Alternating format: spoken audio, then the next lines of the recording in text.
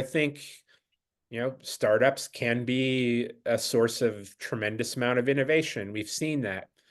But we've also seen as they scale the way VCs want them to scale, problems happen, and we're dealing with that as a democracy right now with, acceleration and scaling up of, fake news, misinformation, disinformation, whatever we want to call it, things like that.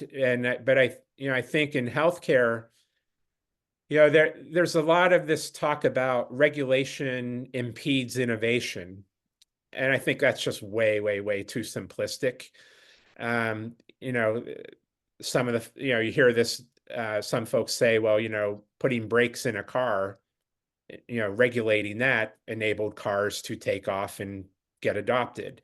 So it's how, see innovation, creating some kind of guardrails and, and you can have, these test beds and things like that for, government startup collaboration where it can be monitored and, you can do things the right way. I think Norway, has been trying, I haven't followed up recently, but I saw up until a couple of years ago, they had these really interesting test beds for AI innovation and healthcare and beyond that I thought was really interesting, where it was more of a collaborative approach, whereas in the US, you have this more libertarian, well, let us do our thing, and you're getting in the way of innovation. But, without those safeguards, when Epic, 50% of Americans, more or less, their health record is in an Epic system, and Epic rolls out an algorithm like they did with their sepsis,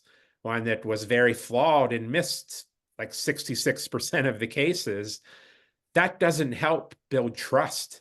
It does, and it, that starts entering the mainstream news, and that can get attached to, oh, and they're using AI to deny prior authorizations, and they're using it over here, and it ends up being a mess. So where there are examples of, there are plenty of startups that, kind of follow a really sound development process and create very good products, they're going to get hurt by the bad actors.